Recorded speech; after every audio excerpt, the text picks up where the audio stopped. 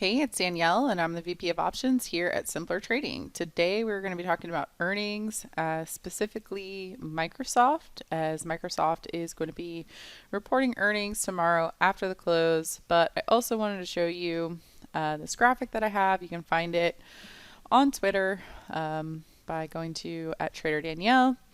This is going to be my earnings calendar and specifically the stocks that I'm looking at due to the fact that they typically are good ones to trade in the options market. So basically what I do is I begin with a list of all companies that are reporting earnings, and then I go ahead and pick out the ones that I think provide the best options opportunity.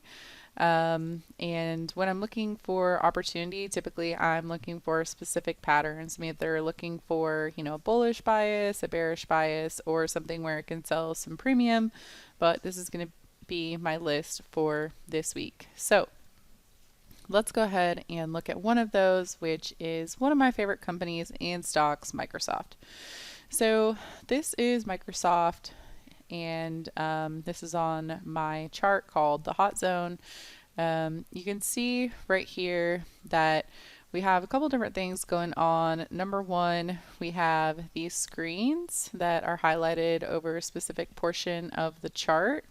What that's doing is it's telling me, at a glance, if this stock traded higher, sideways, or lower throughout that time frame. So the first screen is going to be covering the 21-day time frame prior to the earnings report. So if the stock has made a bullish move during that 21-day time frame, this one is going to be green. If it's made a bullish move during the 8-day time frame prior to earnings, it's going to be green. And then if it's made a bullish move in the post-earnings time frame, it's going to be green as well. Now, just taking, bird's eye view here, we can see that for the most part, Microsoft has a lot of green going on. There were a few red quarters right when the market started crashing last year and we entered into the bear market. However, over time, specifically when looking at the last 12 quarters, we can see that there's a lot of green on this chart. Now, I want to point out a couple things between the moves pre-earnings and then over earnings and post earnings as well. So let's just go ahead and start with pre-earnings.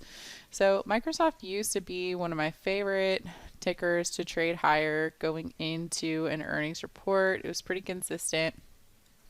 And that was a trade that I did every quarter. Now, things did change when the market crashed. And so, we started to see a lot of weakness in tech. However, one thing that I really wanted to point out is that over the course of the last 2 quarters, do you see how that green is coming back? So we've started to see, even though the market has gapped lower the last 2 quarters, we've still seen a little bit of a bullish move going into earnings. Now, if you look at specifically these last 3 quarters, you can see that this quarter, as of right now, it's a little bit flat, but we're still in an overall upwards trajectory. And to me, it just strikes me as something that, it's kind of losing momentum to the upside, but it's still in a long-term overall bullish trend. Now, one thing that I did want to point out is that if you look at these gaps right here, you see this one right here, this one right here, and then if you look at these over here. So, for a while we had a pretty good run where Microsoft was gapping up post earnings. And then over the course of the last 2 quarters, we started to see the economy slowing down and Microsoft gap down. Now, even though Microsoft gapped down, I want you to notice that they still beat their EPS estimates. So they were estimated to earn $2.29 and they actually made $2.35. And then, what's really awesome about this is even though it gapped down, it traded lower for a few days. It found a low and buyers said, hey, guess what? This is great company, strong stock. I'm going to buy this thing because it's on sale. And then boom, up we go. We have a nice move going into earnings. Now, we had another just I know it wasn't very exciting. We ended up just very slightly higher by the earnings report based off of where we entered the zone, which is why this is green. It was a little bit choppy, right? But again, you had a gap down and then boom, big rally afterwards. Now this quarter, pretty similar. It's higher, but it's also kind of choppy too. And now this quarter, we're going into it with a squeeze. So whenever we have a squeeze like this, which is consolidation, going into an earnings report, that earnings report can typically be the catalyst to send that thing flying. Now, as a long-term Microsoft bull, I would love to see that to the upside, specifically up into this $300 price point, but more, probably an easier target is going to be up at 290, specifically because the market maker move is about $10. You're trading at 281 right now, so let's call it 290, which is this key area of resistance. Now, let's say that Microsoft follows the pattern and they beat earnings, but they gap down couple percent, like especially if it's within the expected move. A gap down of about $10 is not at all a big deal because that's literally what the market makers are pricing in. The time where you'll start to see, oh my gosh, this is a huge move, very bad, everybody panic kind of thing. Just kidding, you should never panic. But when it would be a quote unquote bad gap is if it were about $15, okay? Because that would be about 1.5 times what the market makers are expecting for this move. So as long as it's within $10, let's say it falls, back into here, like 270, that would be a great buying point. You're at the 50 simple, you've still got the squeeze.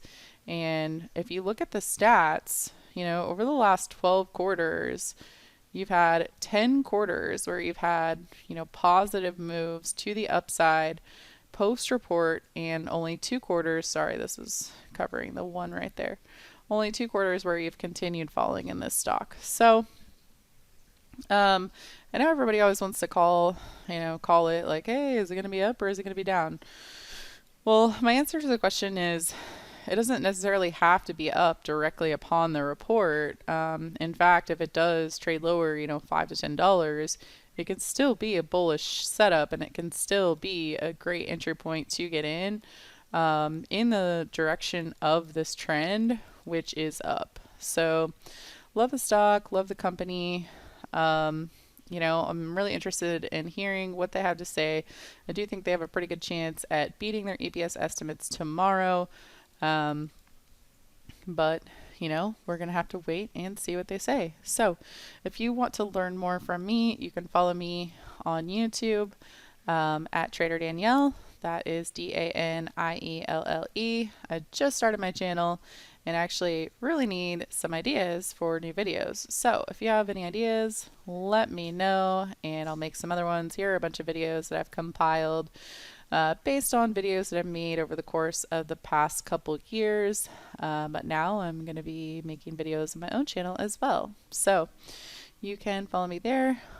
Or if you would like this graphic, you can go to Twitter at Trader Danielle and you can go ahead and download it, retweet it, whatever you want. So I hope you have a great rest of your day, and I will be watching these earnings reports coming out tomorrow and I'll let you know what I think. Bye. Without simpler trading, I could not have financial independence. This is one of the best investments I ever made in my life. It's helping me find consistency. It's one of the things that won me